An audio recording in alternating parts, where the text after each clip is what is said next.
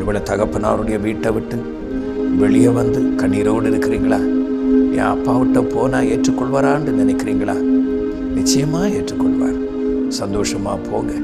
உன் தகப்பனாருடைய வீட்டை நம்பிப்போ, கைவிட மாட்டார், கைவிட மாட்டார். இயேசுவை நம்பி வாங்க, கைவிட மாட்டார்.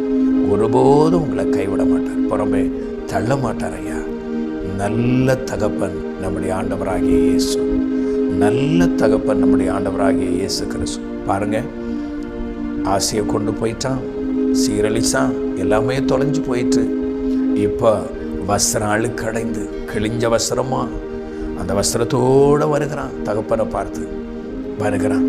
ஆனால் தகப்பனை கண்ட மாத்திரத்தில் சொன்ன காரியம், உன்னுடைய மகன் என்று சொல்லப்படுவதற்கு நான் பாத்திரன் அல்ல. ஆனால் தகப்பன் இவன் என்ன சொல்கிறான்னு கூட அவர் கேட்டு பதில் சொன்னதாயிட்டு ஒன்றும் வேதத்தில் நமக்கு பார்க்க முடியலை. ஆனால் ஒன்று, அவனை கண்ட உடனே கேட்டி அரவணைச்சி அவனை முத்தமிட்டு அவனுக்கு என்னென்ன செய்தார் தெரியுமா? வஸ்திரத்தை மாற்றினார், பாதரட்சையை கொடுத்தார், மோதிரத்தை கொடுத்தார், அவனை கனப்படுத்தினார். சந்தோஷ விருந்து.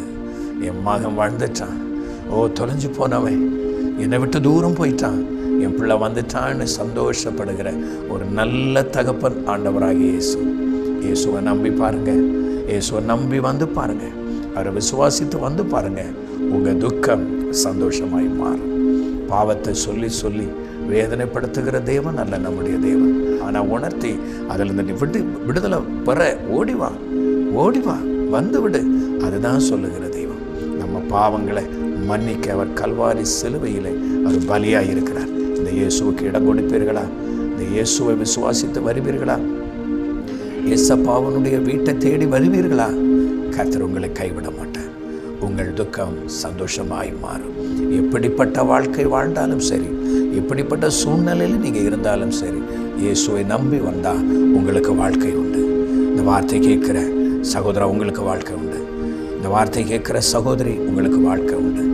ஆண்டவர் உங்களை கைவிட மாட்டார்.